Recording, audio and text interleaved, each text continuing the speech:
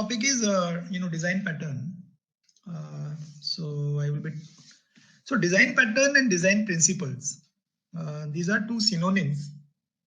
And so design pattern basically. So what is pattern generally? If I ask somebody in the team, whenever we are facing some problems in life, we generally tend to see some patterns in that. The same thing happens in the software industry. So we as the developers, when we are kind of developing some products, coding, so we face the similar kind of problems every time. And what happens is, the best brains in the industry, they kind of document all these kind of common recurring problems and the general reusable solutions to those problems, so that other people can follow those patterns to avoid such recurring problems. So that concept of design pattern started from there. So it is like a template which kind of provide the solution to the common problems basically, and it tells how to solve the problem. So it defines the problem, it defines the context of a problem, and then it provides the steps to solve that problem. This is one way of looking at the design patterns. The other way of looking is a documentation of all the best practices. You may say like design patterns are all the best practices that should be followed. If we are designing databases, if we are designing any product, what are the best practices to be followed? Similarly, when one person in the software industry, one developer is talking to another developer and is kind of describing his problem. So these patterns are given the kind of well-defined names, so that each person who is in the development can understand easily what the context of problem is, because the context of problem is very well defined in the design patterns. So if somebody says that I am using a particular pattern, so other developer who is familiar with this pattern will understand it. So that makes the interactions among the developer community easy. But that's the intent of the session today is not to give you much detailed overview on the software patterns, because that require a very deep knowledge of the programming language, and we have a Java session quite late in the series of the classes that we have. The objective is to understand the design principles which are defined in the NDHB and the National Health Stack, those kind of things. So what are design principles? So design principles are the broad guidelines which are provided by the committee members who have written these reports. And generally these guidelines influence the design of IT products to solve the recurring problems of bad design and to achieve a particular goal. So I will explain it, over the course of time, like, how these design principles influence the different products and the product designs. So any question till now? I know it's very vague. Raghav, Akriti. Very useful. Very useful. Okay. So are you familiar with any general design pattern in your life? Forget about software. In the common life also we face problems and we kind of make some mental note of those problems. Yeah, these are the problems always happening and this is the way I will solve the problem. So you may say it like a pattern. So it all started with the gang of four design patterns. We call it GOF, and this is primarily for the people who are in software development. So there were overall 23 design patterns provided by the gang of four, and these are useful for the people who are involved in developing the products, softwares. So I am putting only one page on this to explain you, like because Ved covered a lot of things on object-oriented programming and classes, objects, and then he explained about encapsulation, polymorphism, etc. So these are also some sort of design principles. So when to use polymorphism, when to use inheritance. So can some of you tell me like what is polymorphism? This was covered in the day before yesterday class.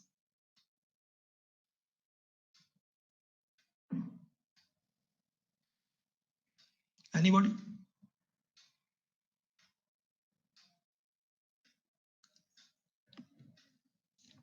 So I think you need to go through the slides, whatever I explained. Okay, so class, class is a template, you all know. Object is a particular instance of that class. This is what Ved explained. So when you are developing a product using object-oriented thing, generally we follow the design patterns in terms of defining the classes and defining the objects and the interactions between the objects. And generally we all the design pattern, they fall in 3 categories. So one is a creational design pattern is one category, which is related to creation of the objects. So let me take you a very simple example. Singleton is a very common known pattern in the industry.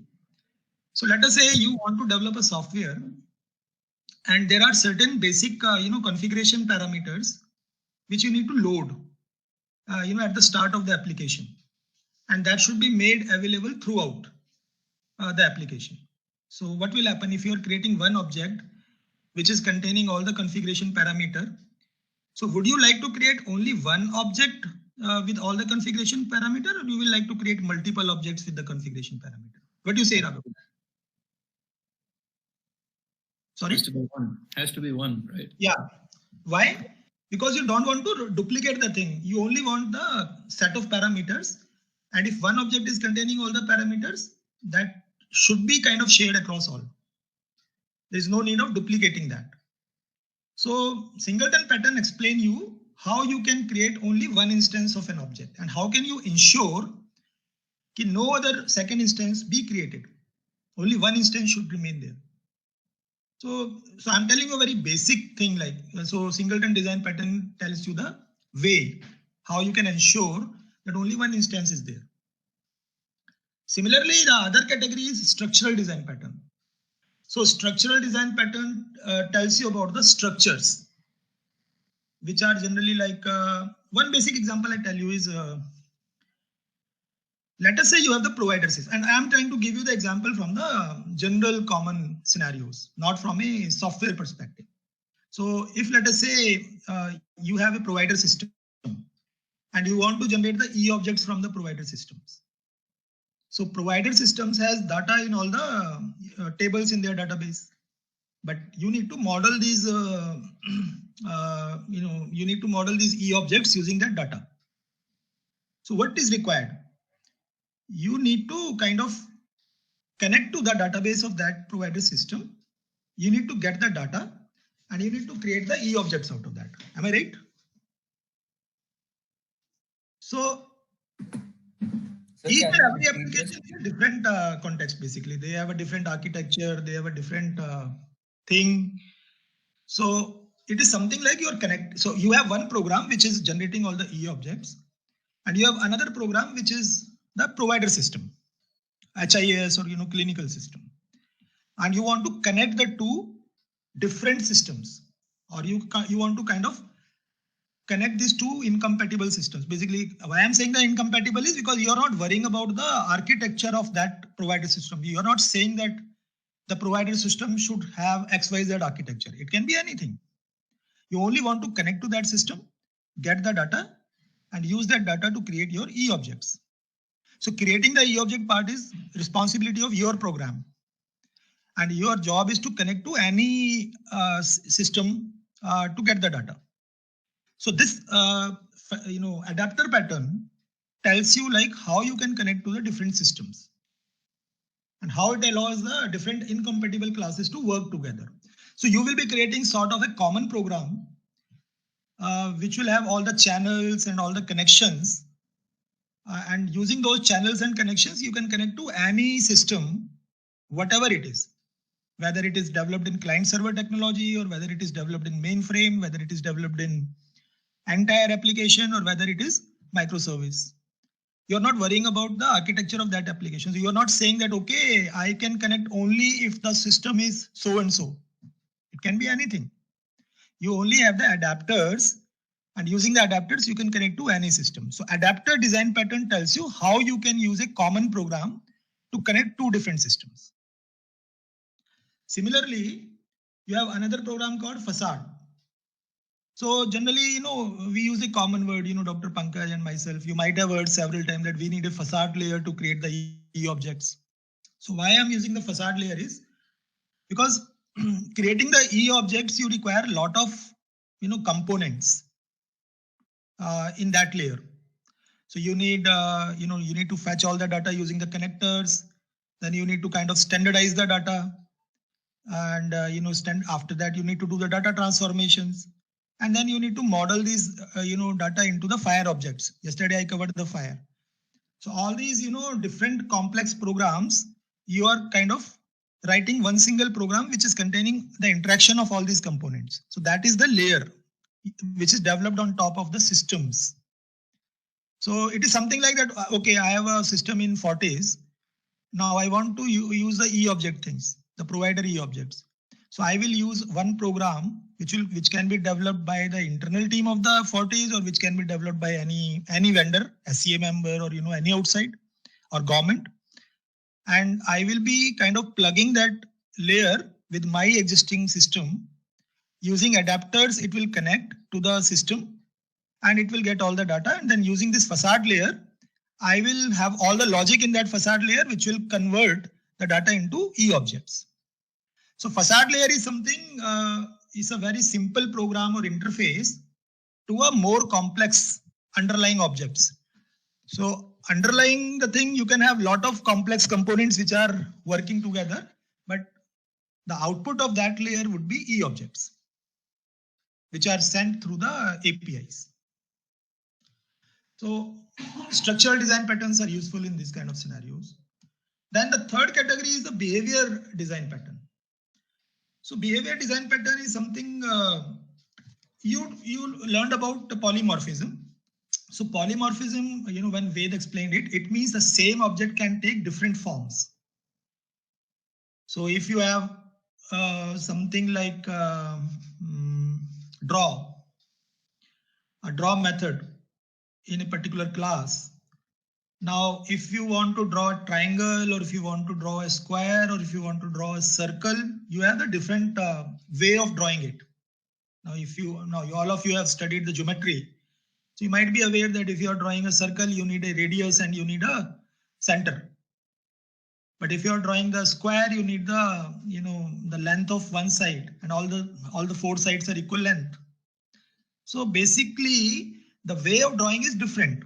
So if there is one class which has a method called draw, and if I give it one object like which want to create a circle, so it should be drawing a circle.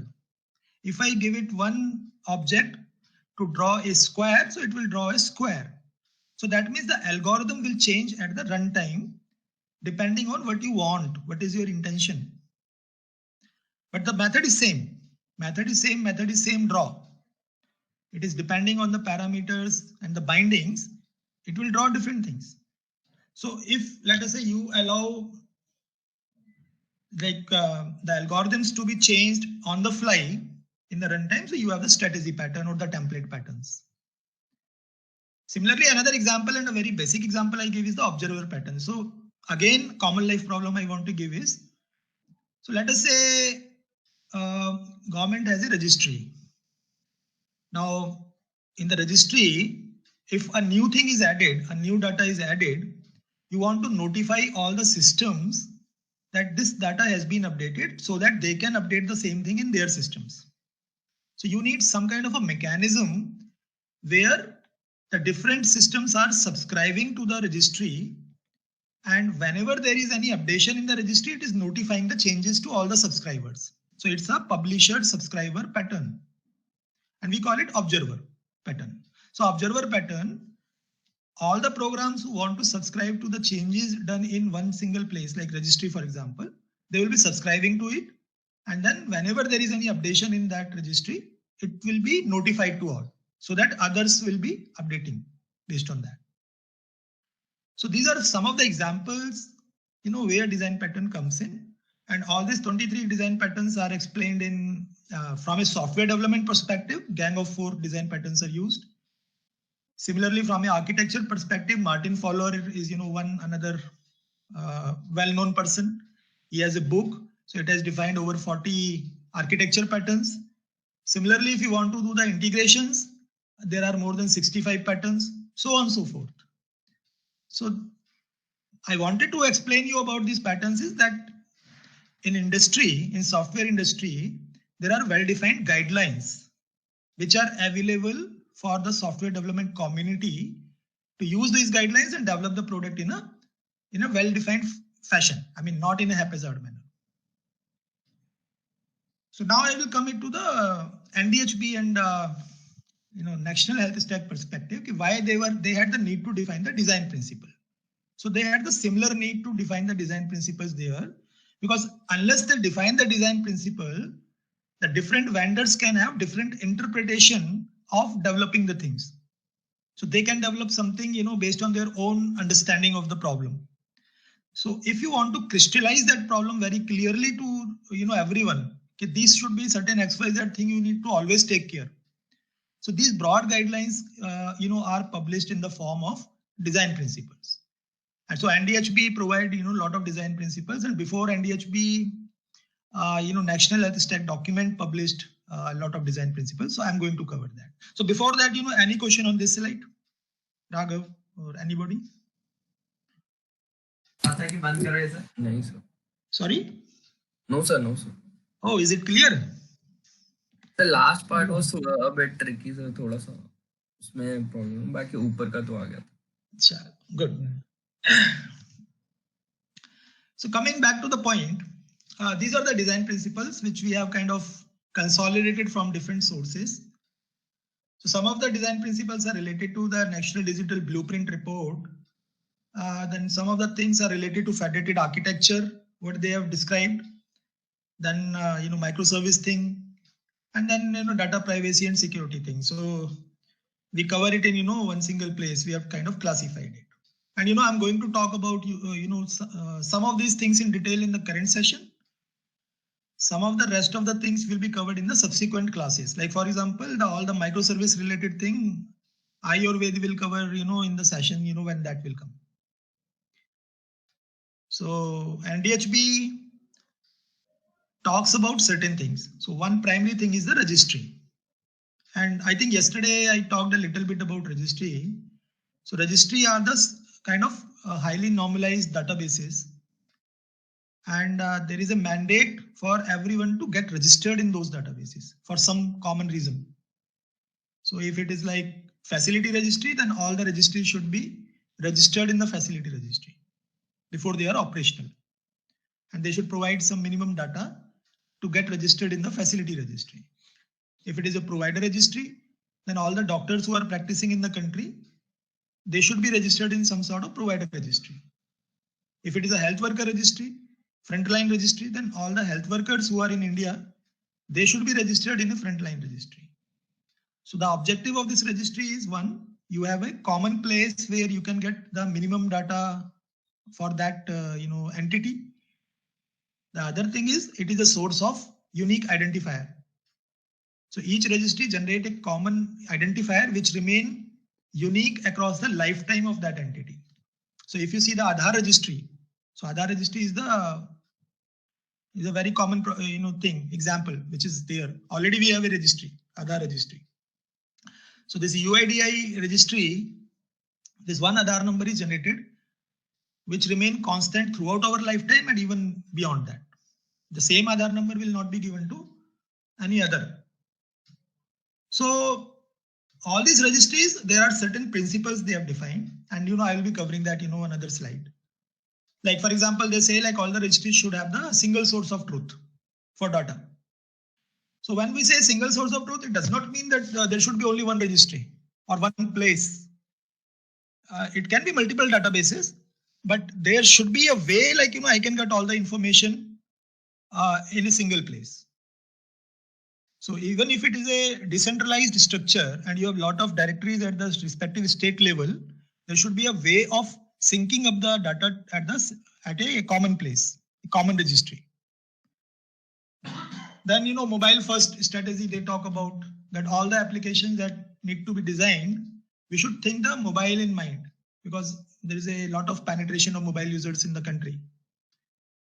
Then open standards, So NDHP talks about that, they encourage the use of open standards and, open source things. So it doesn't mean like, they are stopping the other people or the commercial people to do the things. But what they want is, so far so possible, the technology used or the standards used should be in the open domain. And there should not be any vendor lock-in in that. One example is, for example, ICD-10. Now, ICD-10 codes, the WHO has a open source ICD-10 codes, but then US has designed ICD-10 CM, Center for Medicaid. So the ICD-10 CM, which is the US version, it is more refined actually, and it has a lot of billable codes actually. They use it for reimbursements, but then it comes with a license. So it has a vendor lock-in, and it has so basically US has a control on those codes. But government encourages that so far so possible you try to use open source. So it means we should be using ICD-10 WHO for the country, not the ICD-10 CM. So that is the open source thing. Then they says, they emphasizes on interoperability, because this everything, what they started the vision of connected government. Yesterday I talked about that. The MITI designed this, India architecture. And India architecture, the basic principle was connected governance. Initially, they thought about the G2C model only, government to customer model. But now they thought, that same can be extended to B2B and B2C as well. So the prime thing is all the entities should be connected. So to connect the things, we need the messaging infrastructure, we need the interoperability thing. So yesterday we covered a little bit about HL7, FHIR. So these are certain ways in which we can do the interoperability. We can exchange the data. Then they talk about minimalistic design with a scale fast approach. So what government emphasizes is they're not saying that you do everything on the day one. We all understand that these are the complex architectures to achieve. It will take some time. But what they say is we should have a scale fast design. And the example is, again, the COVID thing, I want to highlight that today you are using, let us say, one EMR in the system, which can cater to, for example, 500 patients per day. But we all know that, unknown things happen, unnatural things happen like the COVID, and suddenly there is a rush of patients. Now, suddenly one fine day, all the people got panicked that I'm getting the cold and, cough, and I want to get examined in that hospital. And instead of 500, 50,000 people reached in the hospital. So your system should be scalable to handle that sudden increase in load. The demand of, the software services that come to the system, they should be able to handle it. They should not refuse the people simply saying that my system can only handle 200 patients per day. So please, rest of the patient go to other hospital. This way the business will not work. So your system should be able to scale fast. So the other thing they want to say is like patients should have the control on their records. So till now, all the records exist in the respective hospitals.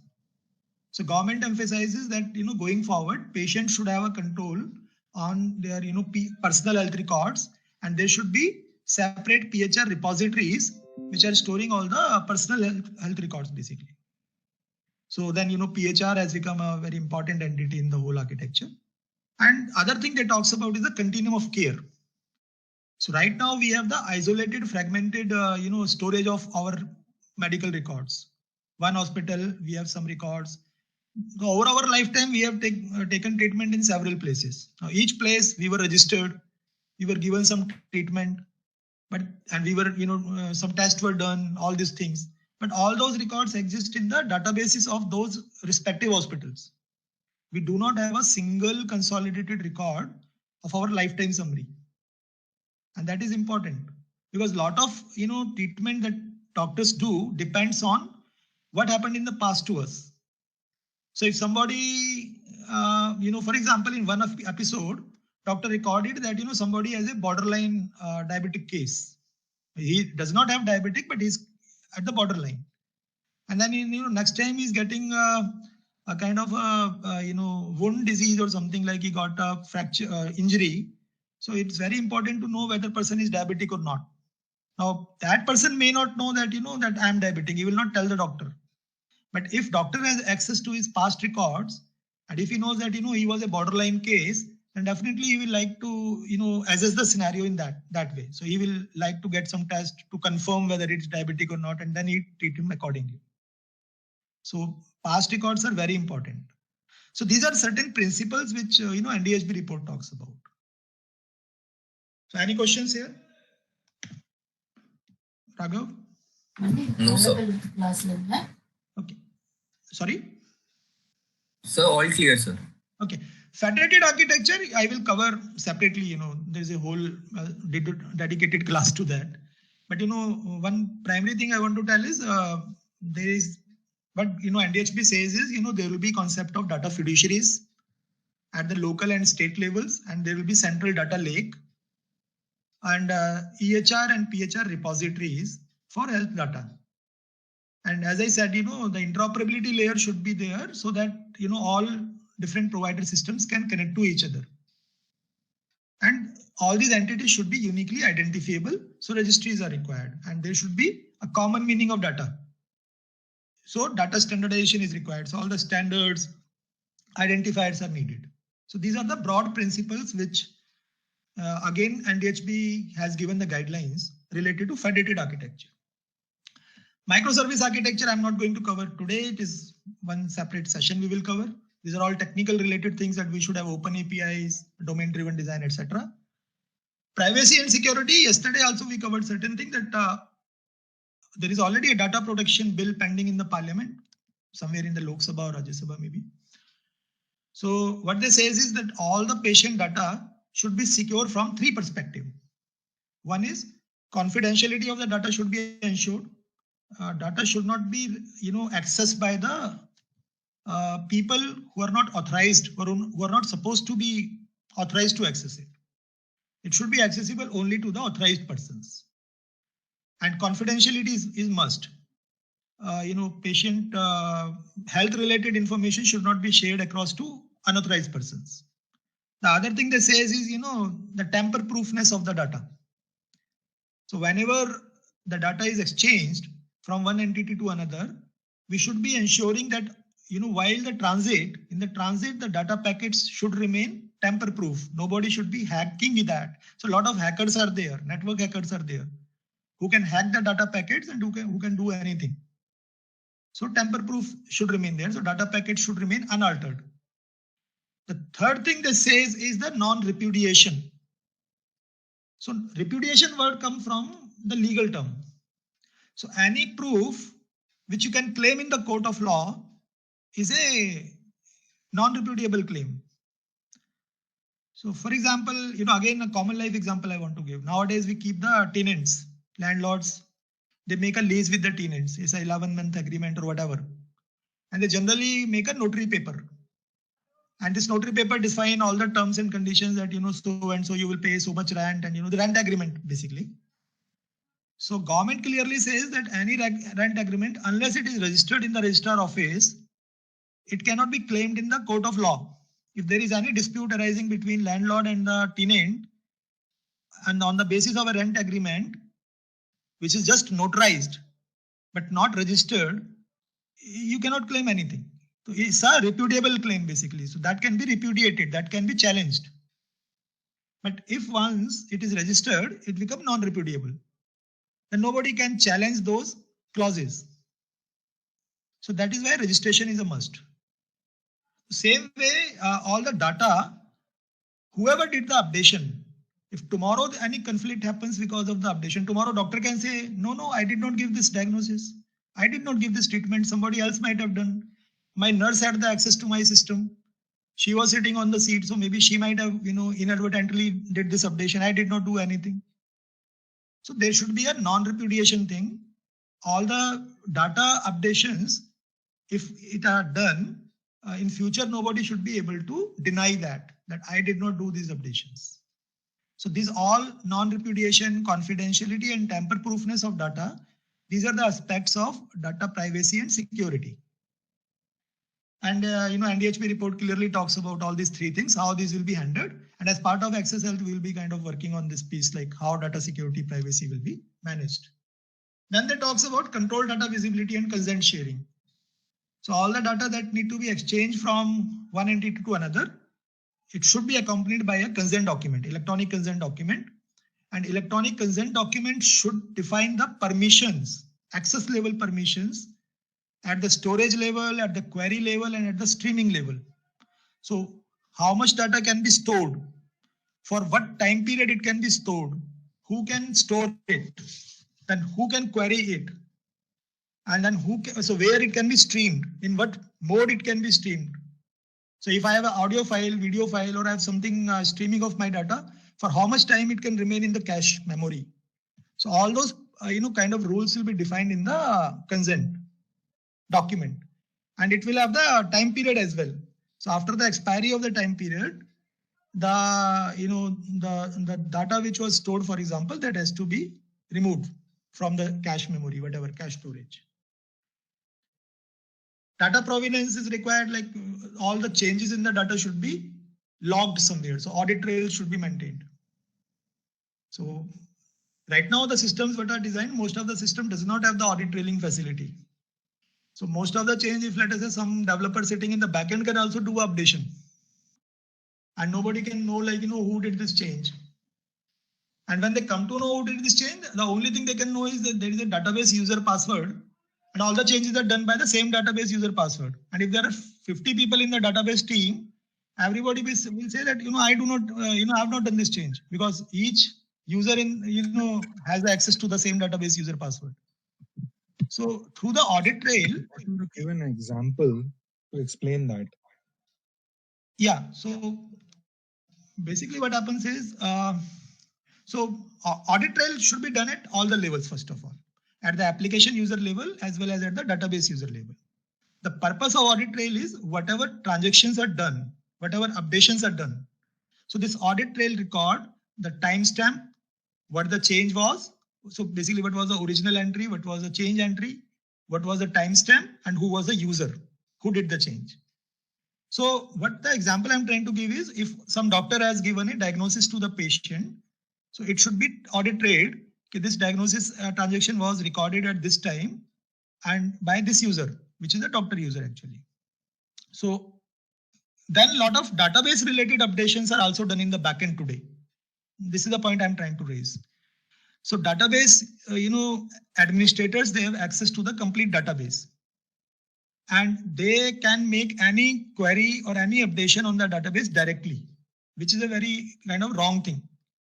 So typically, and one example somewhere I faced in past, and I can give you, so I will not name the company, but one example I can give, where there were some wrong values done in the transaction, and wrong values were updated in the system because of some wrong logic developed by a developer, and it was in the production system.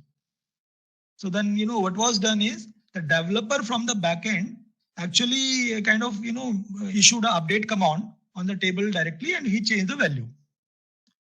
Now the issue happened is that one print report was generated, one report was already generated which had the wrong value, and based on that some conflict arose in the hospital.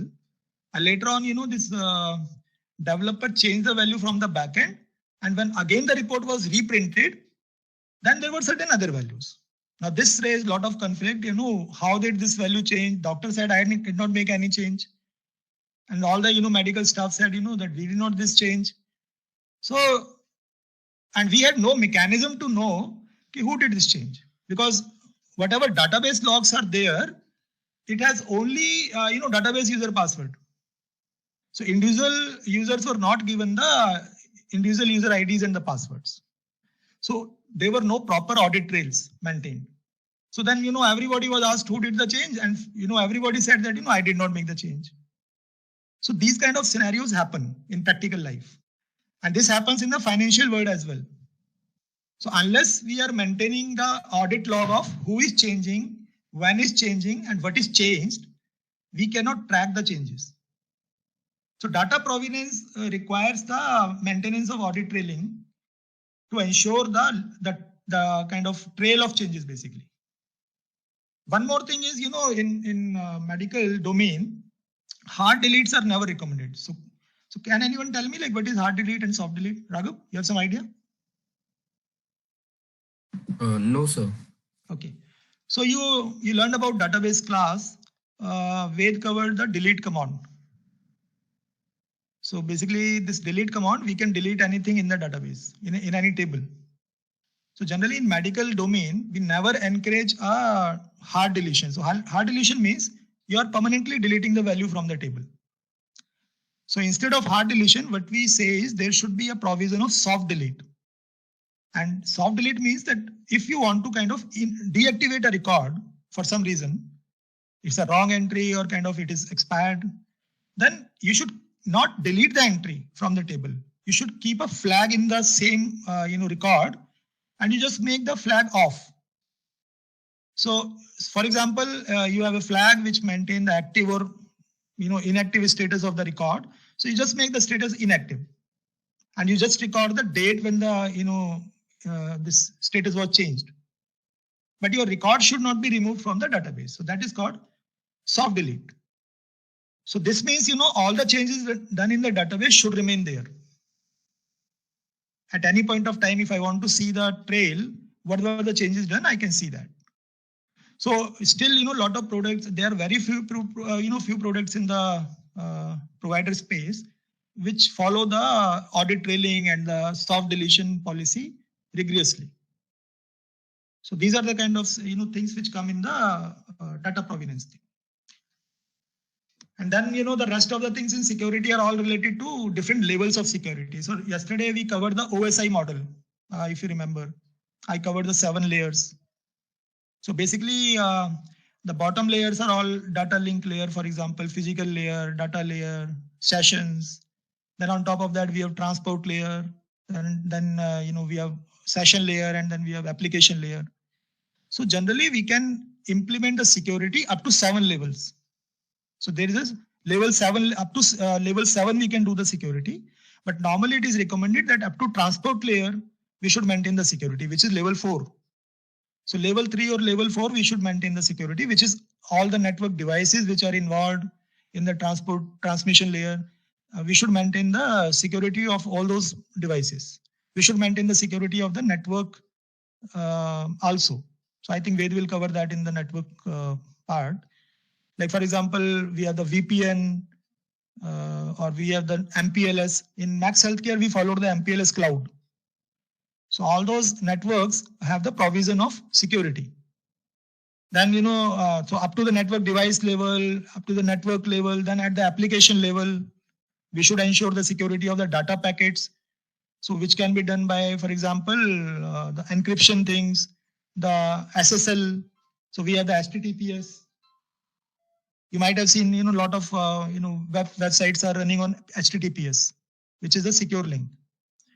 Then, we have the ways like digital signatures. So these are the different ways we can ensure the data packets are not tampered when these are exchanged. So what level of security should be maintained? Up to now, it was open question to the architects, but now clearly this data security provision says that up to 3 or 4 level security should be maintained. So any question on that? So could you please explain repudiation again with another example maybe? Okay. So repudiation, again, one example is in case of registry. So registries are very clearly defined as the single source of truth of data and a non-repudiable version of data. So whenever any changes in the registry are done, so for example, Aadhaar. So Aadhaar, we can update our mobile number or, whatever, address or something. So updations are possible, but each updation is recorded with the, digital. So basically each updation should be authenticated. And there are different provisions of authenticating that. So one way is, the user who are allowed to do the updations, they have the digital signatures and their digital signatures are authenticated before they are allowed to make the changes. And these are recorded somewhere in the log. Okay, this is a user who did the change. So audit trails are maintained. So if you have digital signatures, you have audit trails, and you have the authentication of the updation APIs, then the user who has made the change, tomorrow if he challenges that I did not make the change, he cannot challenge it. This can be taken to the court of law. And this can be proved on paper with evidence. Okay, this was the digital signature used in the transaction. This was the authentication done. In the authentication, this was the user ID. And this is the audit trail. This change was done at this timestamp by this user. And this was the change. So based on these evidences, the non-repudiation claim will be non-repudiated. It can be challenged basically. So repudiation word has a context in terms of legal context. So any changes done in databases like registries should be non-repudiable, non-challengeable. Sure. Krishan, one more thing that needs to be brought out is in the courts in India, it has been said that electronic medical records, so in terms of medical records, so they can be stored as electronic medical records as long as it is safely stored, safely retrieved, and it has an electronic signature to validate the records, right? So now if you look at most of the HIS systems in India, they do not they're unable to satisfy any of the three requirements. So from a legal standpoint, none of the HIS in India will be able to stand in the court of law from a EMR perspective. So that is the reason, because they do not follow all these, privacy and security and the design principles that are being talked about here. As a result, they're not legally viable. So repudiation. So that's the point in terms of repudiation. Yeah, absolutely true, sir. And so basically again in the signature thing, government had a plan to use the e-sign. So generally in MIT they use the e-sign for all the signatures. But now they want to take it to the next level in the health domain, and they want to use the digital signatures. So digital signature, maybe I will cover it in another session. It is a pair of cryptographic keys. Okay. And this is not just a wet signature. It's not just an electronic signature. This is a digital cryptographic pair of keys using which we can sign the data whenever we are exchanging it with any HIS system or EMR system, whatever. Mm-hmm. So, and that record will be maintained basically. Like whatever validations are done using the cryptographic keys, that record will be maintained. So it will ensure the confidentiality, it will ensure the tamper-proofness. So all these things will be maintained. So you are absolutely right, sir. Today, this aspect was almost ignored, in all the HIS systems. But now after NDHM, this has become an important thing. So in the data privacy and security, this aspect is clearly highlighted, and that will be required. Yeah, and in medical legal cases, I have been invited as an auditor, and there are people who have gone to jail after my statement.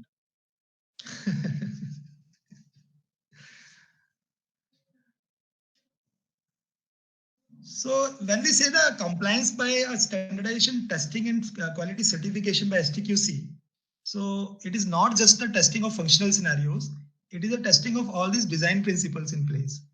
So if there is any new product design, so whether it has a provision of all the data security, privacy thing, repudiation thing, controls, and then all things that we are talking about. And if the minimum things are there, only then the product is certifiable. Otherwise not. Functionality wise, it is still open to the people because we cannot kind of standardize the health domain per se. The health practice is still it will take a lot of time before we standardize the whole health practice. And technically we cannot solve it. So what we can do is our design principle should be followed rigorously and sacrosanct way in all the systems.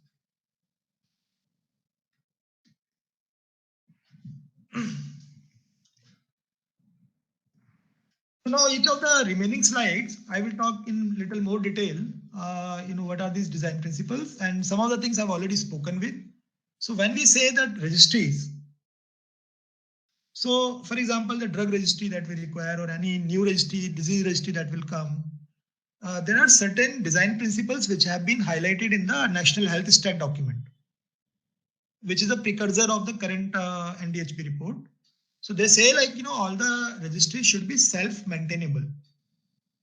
So by the term self-maintainable, it means all the entities which are listed in registries should be able to view their information and should be able to update their information through workflows in trusted and verifiable manner. So if I break down this statement, so a lot of things come in. So one is all the entities who are accessing the registries should be listed in the registries, number one. So there should be a user authorization, user authentication and authorization process. So no unauthorized entity should be able to access the registry. Second thing is who will be able to view and who will be able to update. Those authorization rights should be clearly defined in the registry. So there may be certain entity who can only view the information, and there might be certain other entities who can update the information. So for example, there is a central registry, health worker registry. Now we say there are different applications who can send the data to the health worker registry, and that health worker data, after some algorithm, verification algorithm, can be used to populate the registry or update the registry. There will be some APIs for that. So that kind of privileges will be well defined. Who can update, who can read. Now, whoever can update, they're clearly saying the updation of information should happen through a workflow. So there should be a workflow process. Even in the Aadhaar registry, there is a workflow used. It's a maker checker functionality kind of thing.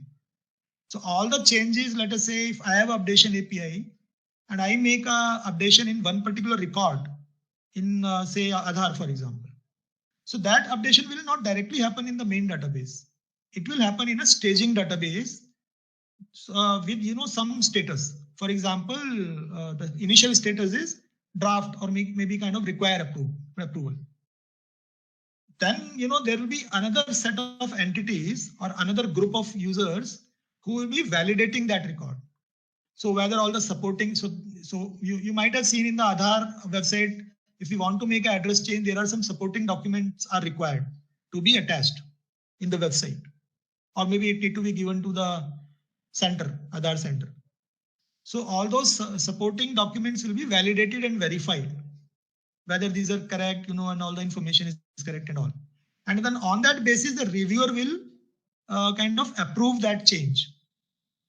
And only after the approval, that updation will happen in the main Aadhaar registry database. So there is a workflow associated with that. So it's like a radiologist workflow. Junior radiologist write the report, senior radiologist finalize the report and put the signature. And all the changes at each stage will be kind of digitally signed. So tomorrow the reviewer cannot repudiate his claim that I did not review it. Somebody else might have done. So if there is any conflict happening at anywhere, this can be solved. This can be tracked. So these are the certain principles. And one more thing they are saying is that updation of information should happen in a trusted and verifiable manner. So all the things, what we have spoken related to data security and privacy should be followed. So these are some minimum things they spoke about the registry thing. So we cannot make any database and we cannot put anything and we say this is registry. These are the things which are required to have there. So we should have a user access management. We should have a workflow for updation. We should have data non-repudiation controls. We should have, the security, privacy, encryption features, all sort of that thing. And the second part we have already covered, which is non-repudiable data, that source of each attribute in the registry should be visible and all attributes digitally signed by the authorized updater. So this part we have already covered. It is possible that in the whole record, one attribute might be changed, by one user, the other attribute might have been changed by other user. For example, this Aadhaar example. Now, Aadhaar example, I got my Aadhaar record created by somewhere. Initially, I got in Delhi center. I gave all my documents. My Aadhaar was generated. Then, I was in Bangalore and, I need to change my mobile number. So there is another user sitting at the Bangalore center where I will put my request to change the mobile number. Then, somewhere, I go back to some other state and there I need to change my address. So the third user will be kind of changing the address. So address, mobile number, all these are different attributes of the same record, but the different users are updating it. So each source of attribute should be visible in the audit trail basically. And then each updation should be digitally signed. And again, the audit trail should be maintained and all sort of that. So these are the basic minimum provisions in the Aadhaar updation. And same will happen to all the registries. If it is a doctor registry we are talking about, and if there is any change in the certificates, some certification of the doctor is upgraded, so then he will kind of either update it using mobile, or he will go to some place and center or somewhere, he will give his documents, certificate documents. So all those updations, where it came from, who did it, all those things will be clearly tracked, logged in, and digitally signed, so that non-repudiation of data can happen. The third thing they talk about is the incentive aligned design. So as I said yesterday, that registry is not registry unless a mandate thing is there. Otherwise, it's a simple database. So technology level, it's all database with certain more features. But the very common thing which is differentiating registry database from rest of the databases is mandate, regulations, those things.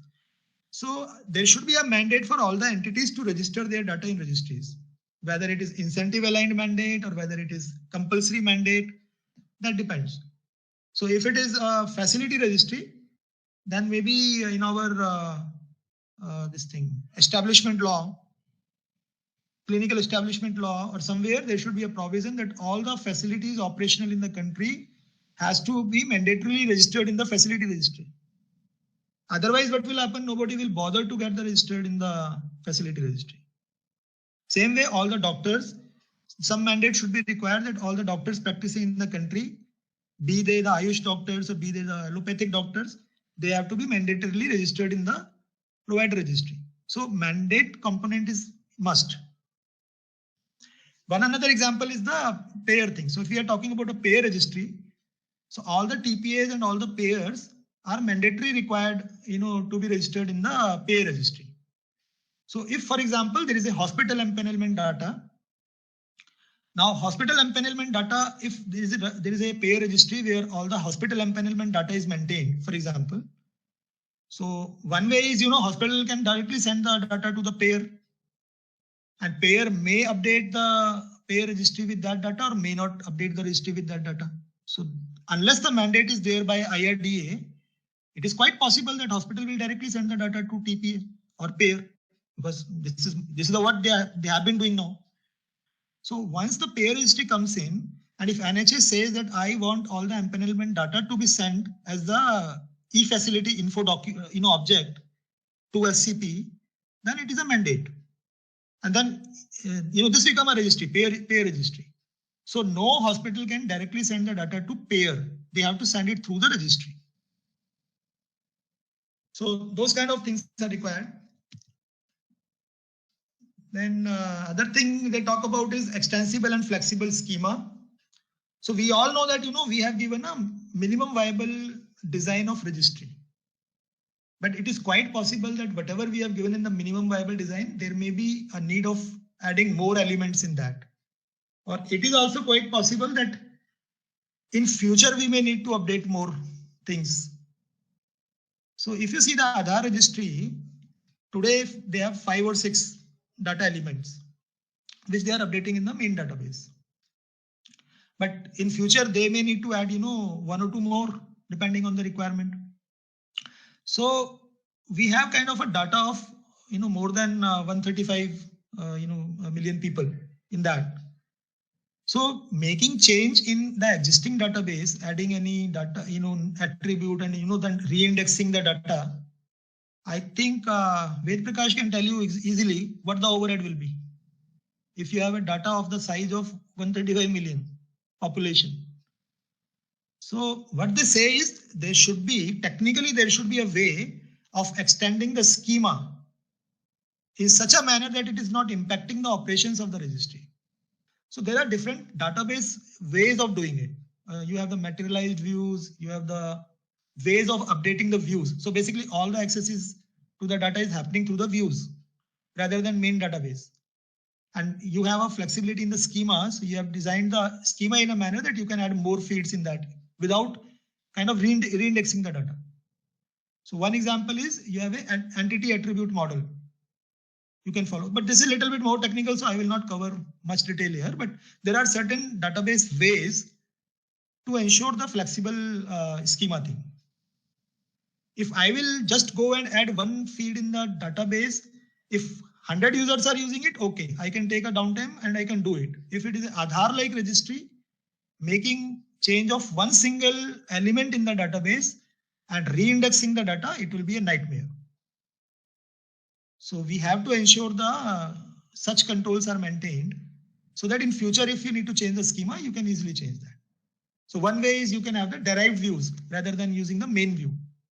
And you can use derived views to access the data so that, you know, any change in the schema is not impacting your existing data usage. Any questions on that? No. So I'm trying to tell you more, you know, from a perspective that when we are saying we are designing a registry, we need to ensure that all these controls are somewhere defined. Because these have been clearly laid out in the documents, and the team, or you know, the team of experts who will be kind of evaluating our design, they will be validating it against these parameters. Then Open API, we all know that, you know, whatever create, retrieve, or update or deletion operations are required on the registry, that should happen through Open APIs. And in all these APIs, there should be a provision of entity authentication for data security. So there are a lot of ways, you know, doing it, token-based security, or, you know, OAuth, or those kind of things. Then control data visibility and consented sharing. This I have already covered. Even in the registry database, we should have a way of marking, like certain attributes are public attributes which can be visible to the public. Certain attributes can be there in the registry which will be in the registry but not visible to the user. For example, in the health worker database, for example, the employment status and the performance of the health worker. If you want to maintain those kind of parameter, maybe you will not like to make it visible to health worker directly. You will like to make it visible to their supervisors only, for example. So that kind of control at the attribute level is required. What should be visible, what should not be visible. Certain thing you may need to mask or encrypt if it is containing any sensitive data. If there is a disease registry, for example, in future. So if we are recording all sort of diseases, we may like to mask certain things so that it is accessible only to the authorized users. The disease related information cannot be shown to anyone. So those things are required, and data provenance I've already covered, which is audit trail thing. So these are the necessary characteristics and the design principles for registry design. Raghav, any question on that? Sir, how will we ensure that everything is covered in the registry? Like when we say that we'll have a drug registry or something, how will we know that all the drugs in the country are covered, and are they validated or not? How will we make sure? This is a little tricky question. I think answer to that Dr. Pankaj should give. But, you know, I can only say, like, you know, so let me give you the CDAC example. Today, CDAC has published the drug extension codes, but, you know, they have not published it for all the programs. They have covered only 3 programs. So they have provided the generic drugs for 3 programs. And, you know, as and, you know, when more programs will be notified, they will be covering it. So one approach is like this, incremental approach. So you may identify initially the sources of the drug codes which are there in the country, and you can first populate all the drug, you know, related information from those sources. Going on, so this is the first starting point, which is a base version. And then on top of that, if you feel that more sources would be required to be added in that, there should be a way of updating the registry. And, you know, so one is the mandate thing is required. So you need to mandate all the entities which are involved in the drug thing, who are maintaining the drug databases. you need to mandate all those entities to participate in the registry, and they need to register and they need to, kind of populate their data there. Second thing is you need to identify the core entities initially and put a base version of the registry, which is a minimum viable version. But you should have a provision of updating the registry so that tomorrow new drug programs come in, extensions come in, or new entities are identified. Then you should be a way of registering them and getting their data. So this is a technical answer I can give, but I leave it to Dr. Pankaj and you and everyone, because you have worked on drug registry. So you may tell me more better, like how you will like to populate the drug registry. So, I mean, the incentive aligned design is the answer. When, there has to be a mandate or there has to be a regulation which will make it mandatory for every concerned entity to put the data in. Yes, that is right. That's the key. Really. Yeah, I think the question Raghav was asking is how will we ensure that all the data has come? If there's a legal provision that says that you got to put your data in, otherwise you have certain incentives or disincentives, then people will put the data in. No, but even before that, have we identified all the entities who are supposed to be registered in the drug registry for the source of data? So be it all pharmaceuticals or drug controllers. Yeah, so if you have a system of disincentives saying that if you don't register, there is a consequence to it, then people will register. Of course, it's a period of time that it will take. Yeah, but it's a good question, and compliance is always a question, right?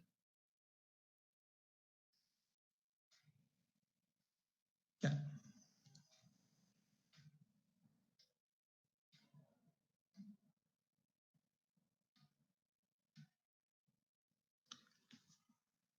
So the other very important aspect that NDHP talks about is the cloud first strategy.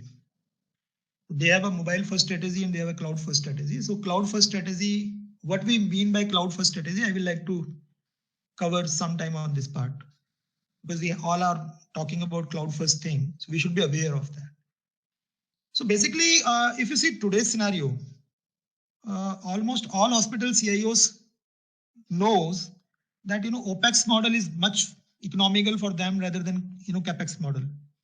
Now there is some old generation who want to maintain their own data centers, own IT team, and kind of servers maintained in their IT rooms and all, but these are all legacies.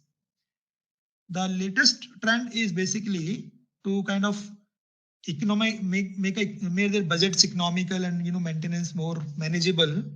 They want to kind of host their systems on clouds, because they have some better advantages of hosting on the cloud. So one is definitely that they don't need to procure the space. They don't need to make the data center. So they can avoid a lot of capital cost in that. The other thing is a lot of features related to replication of data or kind of scaling thing that is already provided by the cloud. So they did not to worry about those things. So almost all the hospital CIOs today know that, okay, we can host our database on cloud. It's a cloud application. But to be honest, fairly honest, I would say cloud hosted application and cloud enabled applications are two different things. I can host any application, even a client server application I can host on cloud. I can host the server on cloud and I can provide the access to all the clients through, this internet IP. That is possible. But it is a cloud hosted application. So I have not taken the space in my data center. I have just put the server on the cloud. That's all. But this is not cloud first strategy. When we say cloud first strategy, it should be cloud enabled application.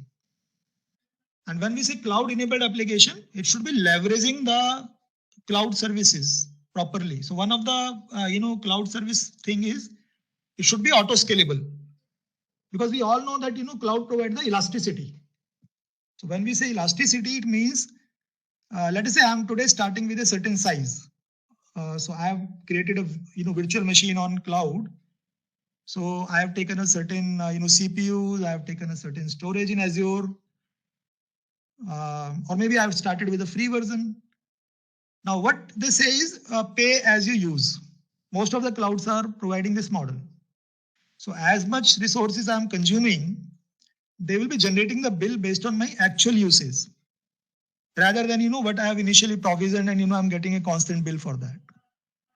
So the advantage of this is, depending on the load and demand on my system and the resource usage, my actual bill will be generated. So it is a elastic demand model. Sometimes if it is, scaled up, a lot of, requests are coming, my system is overused or kind of highly used, then my bill will be high because I'm kind of overusing the system resources. So when I'm saying resources, it is CPU, it's memory, it's database, storage, all these things, or even the IP addresses and all. If let us say sometime, some months, people are all hale and hearty, nobody has come in the hospital, the resource demand is very low, so I will get a lesser bill. But to be honest, all the applications which are just hosted on the cloud, what they does is they create a VM. So they identify a certain size of the VM and they keep paying a monthly bill for that size, irrespective of whether they get 100 people demand per day, 100 patient demand, or they get 1,000 patient demand per day. Their bill will remain same. If they start getting more demand, then they will increase the VM size. They will add, more VMs, or they will increase the CPUs, or they will increase the memory. So this is the traditional way of handling the things in cloud data center. Almost all the IT teams today in hospitals are doing this thing. But what NDHB says is you should have a cloud first strategy. You should design the applications with a basic design principle in mind, which is minimalistic design, but scale fast approach. So you start with little small thing, but it should be able to scale fast. So scalability is a prime, important, factor which they have, attributed to. And to make any application cloud enabled application, there are certain patterns available to that. And these are all called, are the cloud patterns basically. So one of the thing is basically, for example, the external configuration pattern. So today what happens is, we all know that, whenever our application start, we say the boot up of the application. A lot of, configuration things are required, parameters are required. So this currently what happens is our application itself contain, this configuration thing. So if I want to scale up automatically, it means whenever the load is increasing, one new VM is automatically kind of created, or maybe a cluster, a Docker image or whatever, it is automatically, booted up, and it somewhere it read the configuration from a file which is external to the application deployment, and based on the configuration parameter, it boot up the application. So it start the application automatically. If we have some such kind of thing, then if my load is increasing, today I have, let us say, 2 Dockers or kind of 2 containers which are hosting my application, but suddenly demand has come because of COVID and I want 10 containers. So cloud will automatically scale up. You need not to worry. It will create 10 images and it will host the application image files. So basically Docker image itself will contain the application thing, and then it will read the configuration from an external file and it will boot up the applications. Your application will run. And when the load has become less, so it will scale down. So it is the auto scaled function. But it can happen only when your configurations are external to the application deployment. So in microservice architecture, when we are teaching the SCA members, we are telling them that we should have a cloud config model. So your configuration should be somewhere stored in the Git files or maybe some external files, so that application can read those properties and based on that it can boot up externally. So this is the first very important design principle of the cloud, which is not happening in the current applications. Any question here? Raghav is a little bit technical, I know. Raghav or anybody? Hello. I'm not able to read. Your voice is very low. Sorry. No question, sir. Okay. The other cloud pattern is cache aside pattern. So generally, okay, so we all know that whenever we are reading some data from the application or writing some data from to the application, we are kind of hitting the database. And one thing we all should know is, out of all the resources, database is the most, contentious resource. Basically, the read and write, input and output operations, I/O, we call it I/O basically. The I/O load on database decide the performance of the application. And this is a one single critical path in the entire thing. I can scale up my multiple application, virtual boxes. I can create multiple application servers. I can do many things. I cannot have multiple databases. I cannot have multiple write databases. So, and even if I'm doing a multiple active kind of thing, it is very challenging and very few applications are doing that. So generally what we do is, if we want to kind of make our read faster, so we generally create a cache layer in the memory itself rather than database. And we load the data from the database in a regular interval into the cache memory. So cache memory is your actually RAM. So what we do, we provision for a increased RAM. Are you aware of RAM memory, Raghu? Yes, sir. Yes, sir. You all know that your laptop has 8 GB RAM or something like that. So generally, a very simple thing you remember that it's always faster to read something from RAM memory rather than the disk memory, disk storage. Because if you're reading something from the disk storage, it takes twice or thrice more, overheads than reading something from your memory thing. It's always faster for reading the memory. So imagine if, let us say, you have the static data, or you have your master data, or you have the data which is not very frequently changing. If those kind of data, if you populate that in the cache memory and read from there, rather than database, your application performance will be much faster. But in order to do that, you need to implement certain things. So we have kind of a lot of caching layers are there. So Redis is one, Memcache is another, and clouds like AWS, Azure, they all provide Redis. They all provide the Redis services basically, if we want to use the cache layer. So what happens is, one of the concepts you need to remember is a cache hit or miss. So it means like each and every read of the data, we should first look into the cache memory. If it is not in the cache memory, then I should look the database. That is the first thing. So if something I will find in the cache, I will use it. So I will be avoiding the hitting the database, because as I said, reading and writing in database is much, it requires more overheads rather than reading something from cache. The other thing you need to remember is, whenever you have a cache, there are always the chances that you are updating something in database, but that thing is not reflected in your cache. Then your cache will have still the older version of data. So you should have a mechanism of refreshing your cache with your database changes. So whenever you are updating something in the database, it should be invalidating the entry in the cache memory so that your cache can be refreshed. So one of the principle is, if you not find something in the cache, you should be reading the database and populating your cache. Second thing is, you should have an expiry time where your cache get expired after every 10 minutes or every 1 hour, and it refresh the data. Third thing is, if you update something in database, it also update in the cache. So if you follow these patterns, then your cache will also be always be up to date with the database.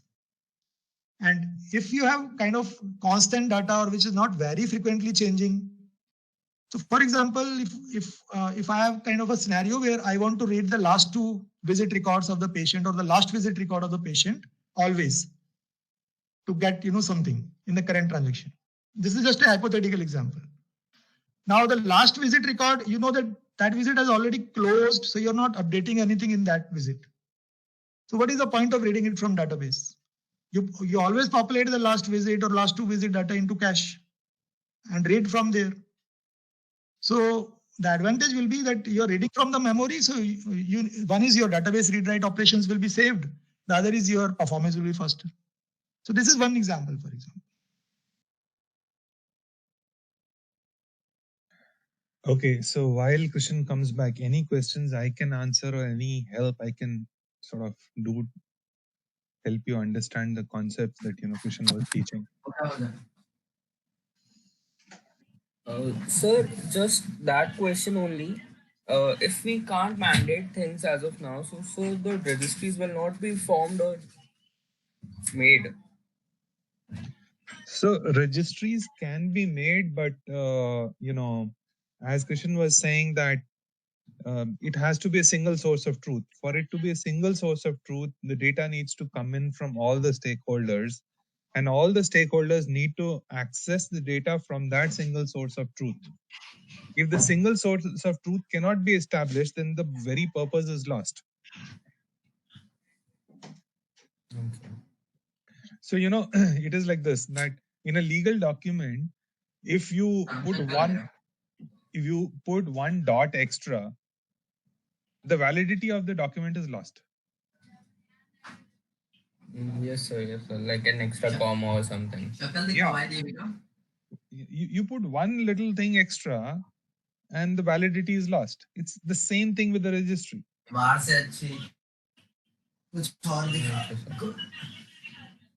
It's like very similar to when you go to a temple that priest makes you follow a certain procedures, and priest is so particular that you do one thing wrong and everything sort of so that it's the same thing, that you have to respect the sanctum sanctorum, the sanctity of the registry. If you do not respect the sanctity of the registry, then the very purpose is lost. So then Yeah. I have one question though. All the extensions which CDAC has provided for the 3 programs, right? So they have been validated by whom?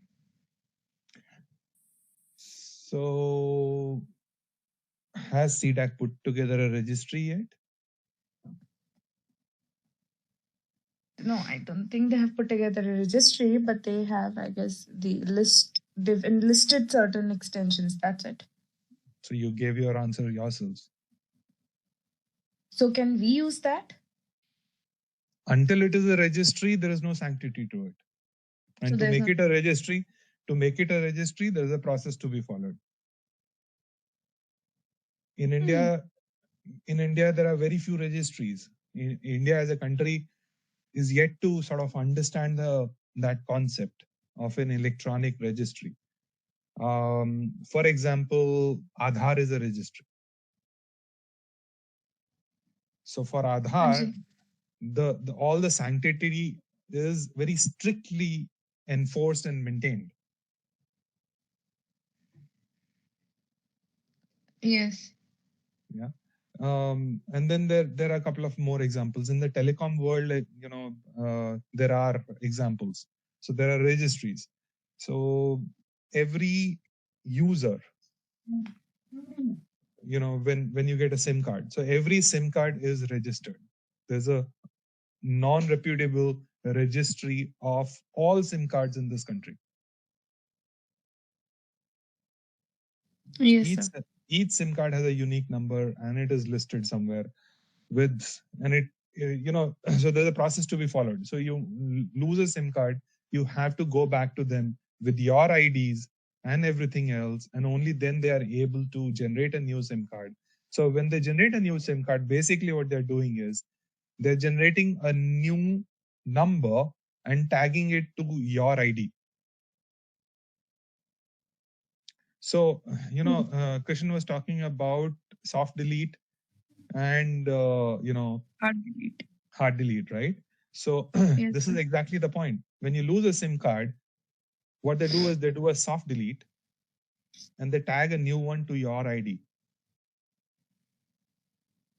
But actually that SIM card, the one that you lost, is never deleted from the registry. Yes, sir. Similarly, in the finance world, you may go to an account number and close your account. But from the registry, that account still exists. It's a soft delete that is done. It's not a hard delete. The account never goes away.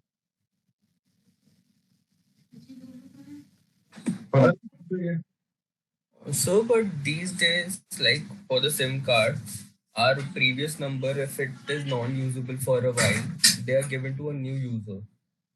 So, Yeah, number. You have to distinguish between a number and a SIM card. oh, okay. Acha, So the phone code of the phone number is only an attribute. The SIM card has a unique ID. it. Okay, okay.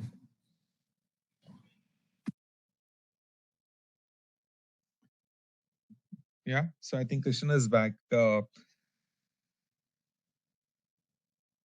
Krishna, are you there?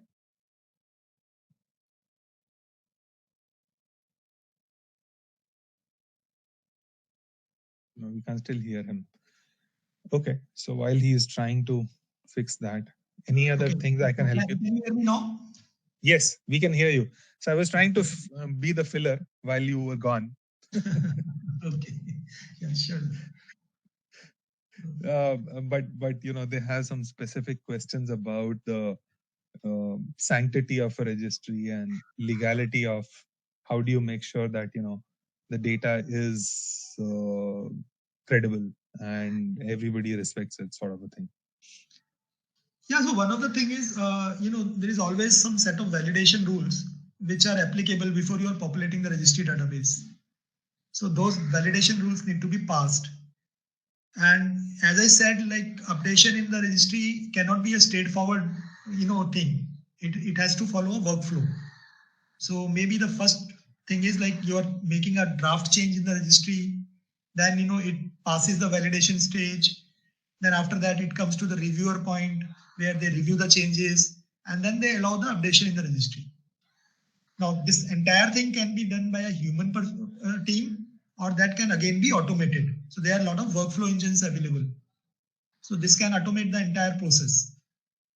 So finally, based on this validation and the review, you can ensure that all the data is correctly populated, and then there will be certain technical controls in place, database controls in place.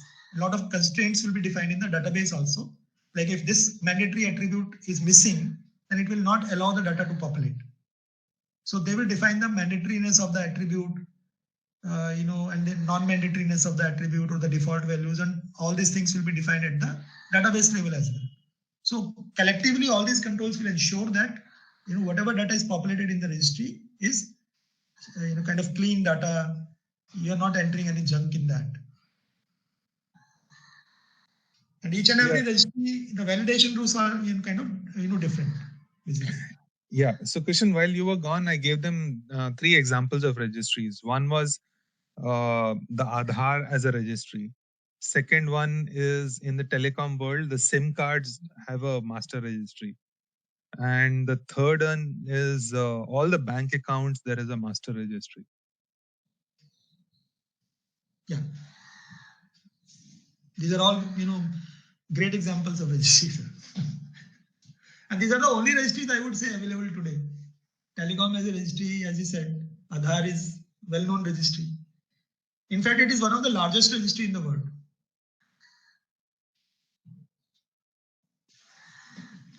So should we start now?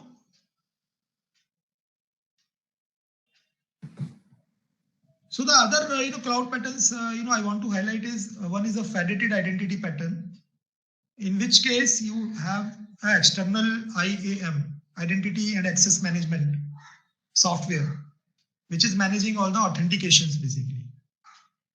So generally what it says is it is primarily used in the scenarios where you want to do the auto single sign things, or you want to actually develop a suite of SaaS applications.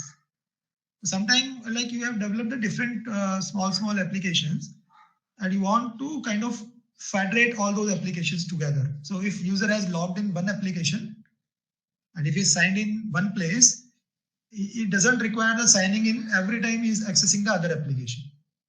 And I think in our previous organizations, for example, in Dell, I can give you the example. So whatever HR application there was, so it has a Dell portal for all the employees. And then from there, it had the link to the HR portal, for example. So HR portal application was a different application, but it was connected through the same main portal. So if I have logged myself in the main portal, I don't require again logging in the other application, so HR application, sorry. So it will be directly accessed from there. So we call this process as single sign-on. So wherever you have a requirement of single sign-on, that you need to sign on only at one time, and then all other applications which are part of this federated group will be auto logged in. Or if you require the software services which are kind of providing this services as a common pool, then you need this kind of pattern. Now, one of the scenario can be like if we are talking about health worker registry, for example. So there is a main registry and there will be several directories which will be maintained by state levels. For example, there is an employment directory which will be maintained by the respective states. And at a central place, there will be a central registry. Now, if we are making a portal application to access the main registry, for example, and simultaneously, if I want to see the employment record of that health worker, so I need to access the employment related application of that respective state. So if I am not following this pattern, then I need to log in 2 times. One, I will log in the main portal to the health worker registry to do certain data changes or viewing the data. Then if I need to access the employment record, then I need to log in again in the employment related application of that state. But if I follow this pattern, then single sign-on will happen. And so what I need to do is basically what we need to do is all the state level directories and their respective applications, we need to bring, as part of the federated identity group. And then all these applications will be working closely as part of the single sign-in group. So that example will be useful in that scenario.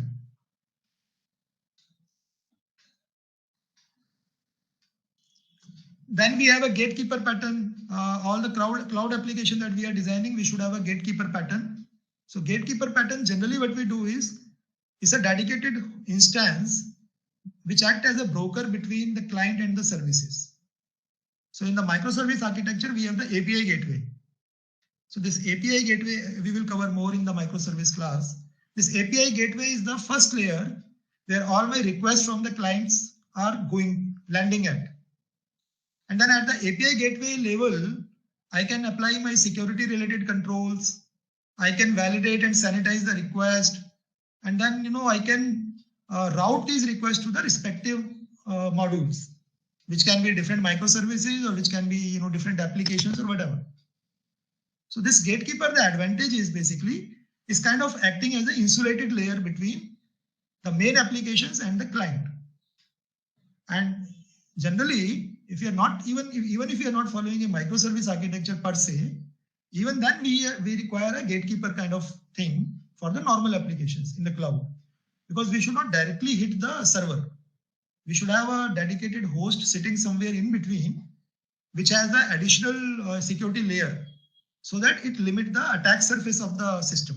So we have a term in technology called attack surface. So how many places I can attack my application? If I have a larger attack surface, it means my application is more prone to security risk. So I can hit it anywhere. So the kind of intent of the design pattern is to minimize the attack surface so that I ensure the enough controls, implemented before reaching my server, which is containing the sensitive data. So this gatekeeper pattern is one in that. So in microservice architecture, API gateway can play the gatekeeper. Then we have another pattern called circuit breaker pattern. So all these cloud applications, it is very important to handle the faults and failures in a respected manner. So when I'm saying respected manner, it means if in the case of microservices, if one microservice fails, my other services should keep running. It should not bring down the entire system down. Or it should take me to one page where, it tells me like, okay, one particular thing is not running, but rest of the things you can access or whatever. So this circuit breaker, ensure that thing. And again, we will talk more about it, in the microservice thing. And then Open API model, we are all, talking about Open API, and we will tell you about API in a separate session again. So these are all the common patterns. These are some of the patterns. I'm not saying these are all the patterns basically, but these are some of the patterns which are required in the cloud first, applications. And all the new applications that are built by our SCA members or whether the entire community, they should follow these patterns. Right now, if you see all the current monolithic systems, very few of these patterns are followed, or maybe none of these are followed. So if somebody claims that, I have hosted something on cloud, I am a cloud application, the answer is simply no. They are only cloud hosted application. They are not cloud enabled application. And the intent and the design principle of NDHP report is cloud first, which means cloud enabled application, so that you can scale up or scale down, automatically depending on the loads. Scale fast is the main strategy they have. The other thing, NDHP talks about is the mobile first strategy.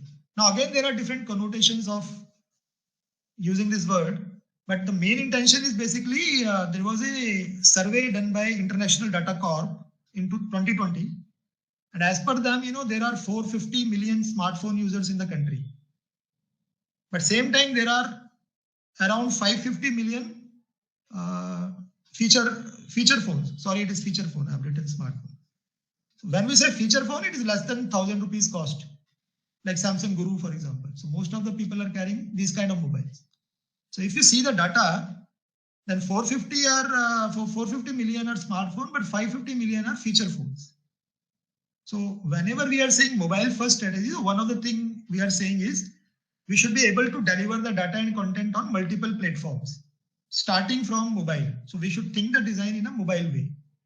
And when we are saying mobile way, the mobile screen is not as big, or is not containing as much data as you see on the browser. It is containing only the limited data, and there should be a proper UX design principle should be followed in that, so that your number of clicks are low, you can see the maximum contextual data on a single screen. So those kind of basic principles need to be applied, because designing mobile application is not easy thing. Technically it is easy, but user interface is more important, because you can see only limited data on a particular mobile screen. Then so basically whatever application you are designing, you should first consider mobile in mind, because the payload, the data requirement is very low on the screen. You need to show very limited data, but very contextual, highly contextual data. And you should be able to, kind of deliver the data and view it on multiple platforms along with mobile. So you can see it on browser, you can access the data through IoT also. So multiple platforms you should be able to deliver the data and content. And that is why the fifth layer in the NDHP technical diagram that I was showing was access and delivery thing. And this is very important. So from health worker perspective, it is more important, from government point of view, because all the health workers, they want to give the application access to all the health workers through mobile. But one thing in our architecture, what we are kind of proposing is API gateway. So it mediates all the requests and responses, and it can deliver different payloads to different media platforms. So if we want to deliver the media, maybe you mean the response to the web browser, it can contain the whole lot of data there. But if you want to deliver the data to a mobile, you need to contain the size of packet. Considering the bandwidth issues, it is even more important, because the larger your data packet will be, on the low bandwidth, your application will be much slow. So one of the things we need to carry in mind is, and yesterday also I said, is whenever we are designing any mobile application, so most of the people think that the users will have a smartphone and they want to bring all the best features of the mobile phone. That you have a SQLite database, you have accelerometer, you have this thing, you have that thing, all the features available in smartphone, and they consider that in designing the application. But as you can see, there are 550 million feature phone users in India. So again, we need to think of different versions in that. We should have the simplistic application design, which cater to feature phones as well. By the way, feature phones are still growing at 27%. Yeah. So all the mobile applications today, if you see how many are running on feature phones, I think none. Yeah, nothing. It's a very elitist thing at the moment.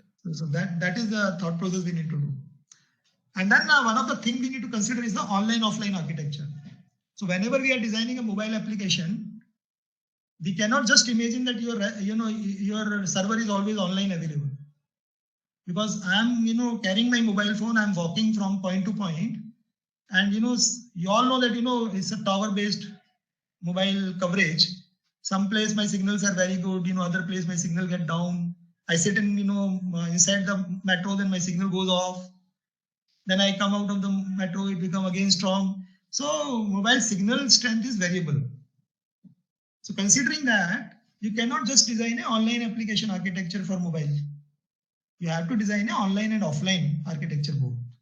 And whatever crucial, so for example, a health worker, if we have designed a health app, mobile app for health worker, which is collecting the screening data of all the patients, you should design it in an offline architecture mode because she is going from village to village.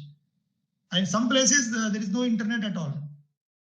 So she can collect all the data, she can perform whatever operation function she is doing. And at a point of time when connectivity occurs, she should be able to sync entire data back with the server. So that kind of architecture is needed in the mobile. But whenever we are talking about mobile application, we never think of offline scenarios. So these are the design lacunas which need to be addressed in the mobile first strategy. Any questions here? Raghav, Aditi, Akriti? No, sir.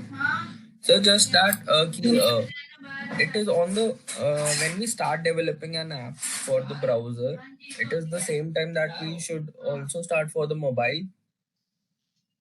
So as you said, the mobile first strategy, it says that you first think the design in terms of mobile because it is a minimalistic design. Okay. You can always expand it to the browser. Okay, sir.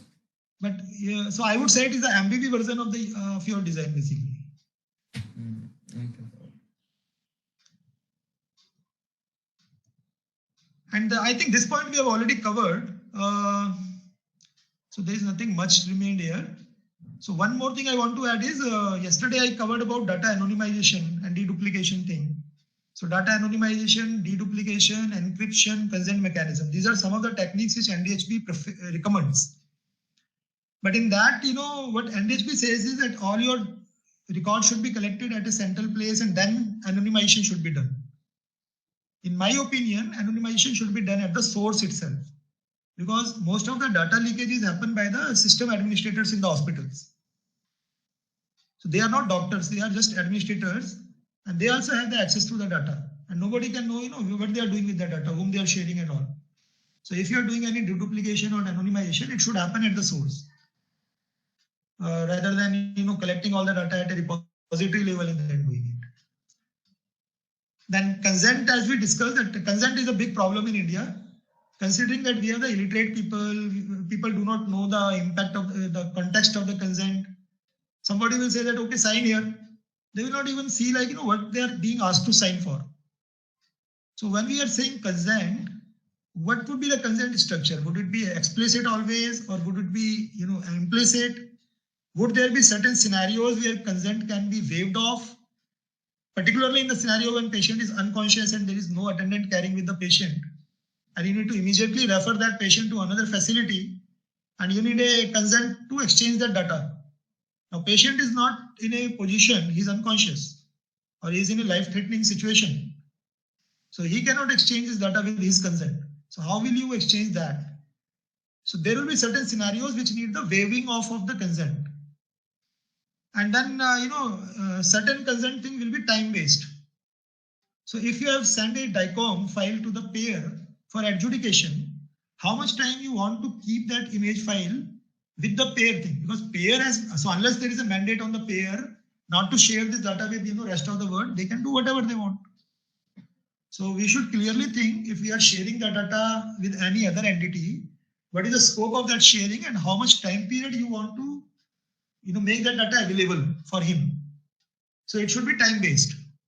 And this time-based, expiry time should be defined for storage, for query, for streaming at all the three levels. So our consent has to have a detailed machine-readable policy document which define all these things. And if there is a waiving off, then what are the additional controls which we can ensure the security of data if patient is not in a position to give his consent?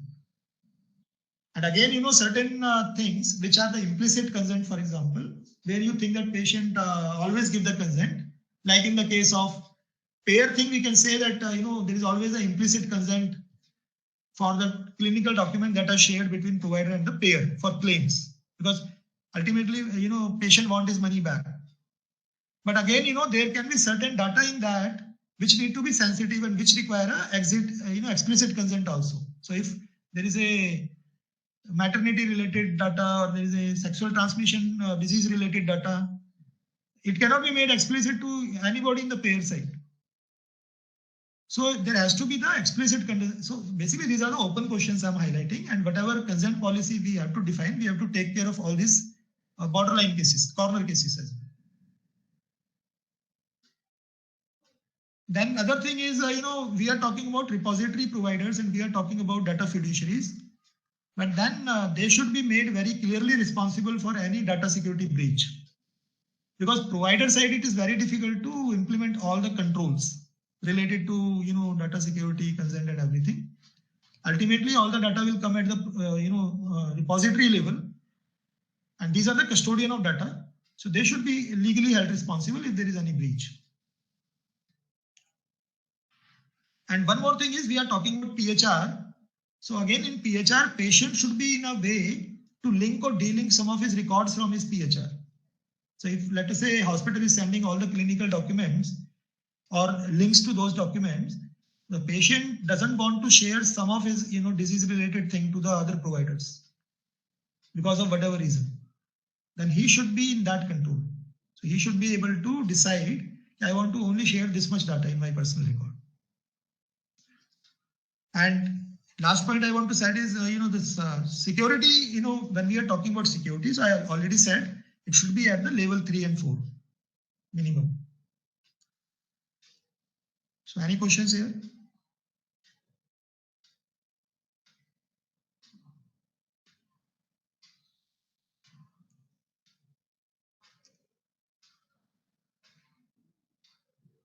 And this is the last slide of this current session.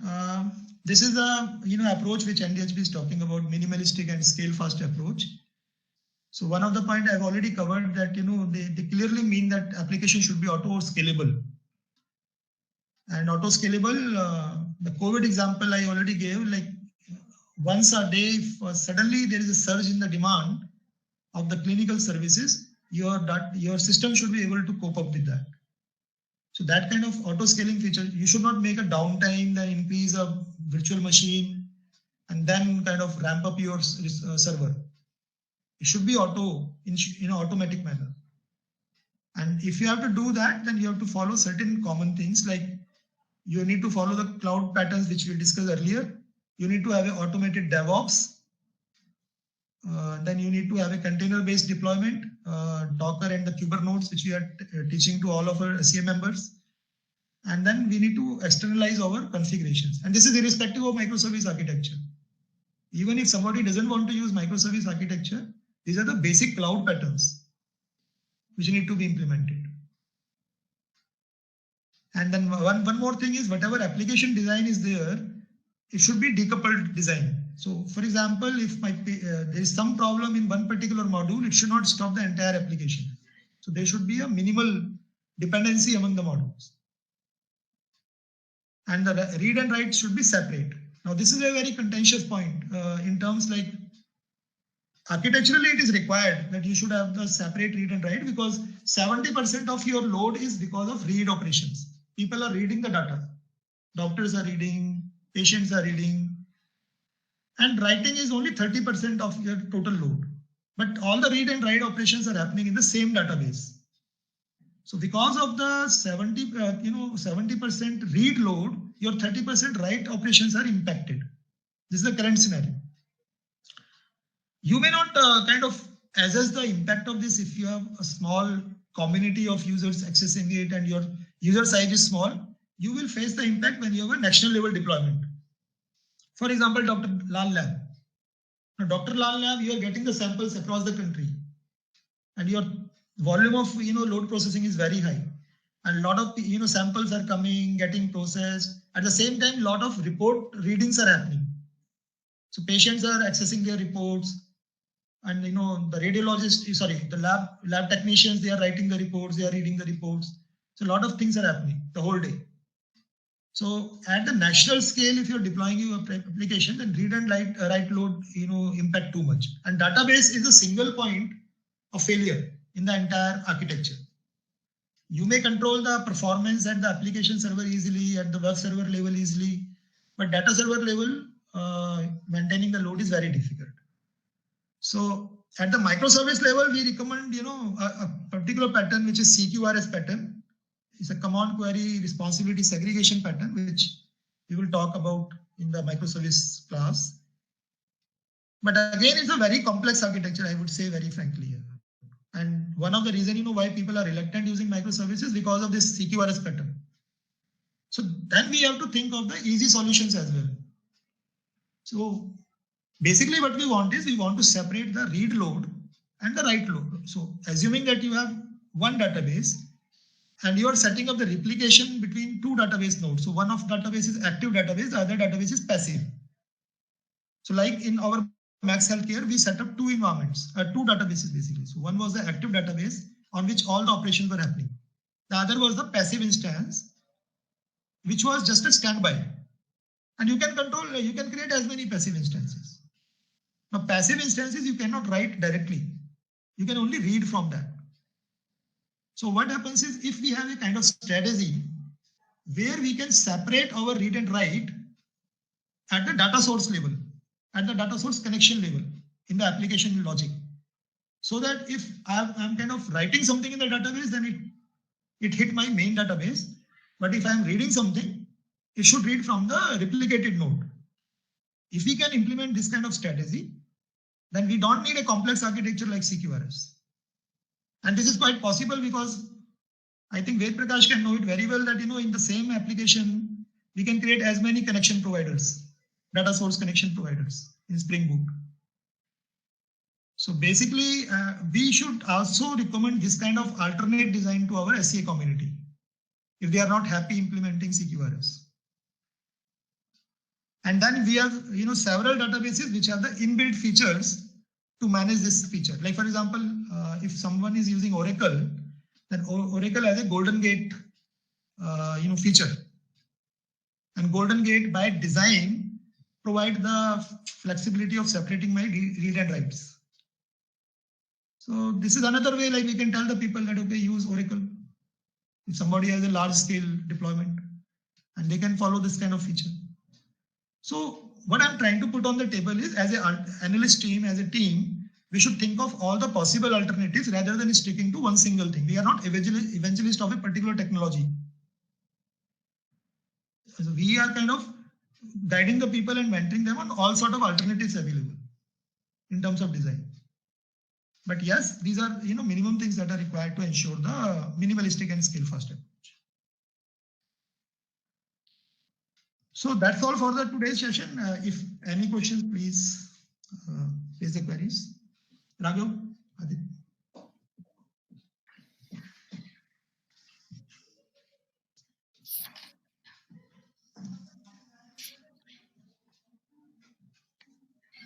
So I will share this slide deck with you, Raghav, with the team. Yeah. Yes, sir. Thank you. Yes, sir. Thank you so much. Thank you, Krishnan. Thank you, everybody.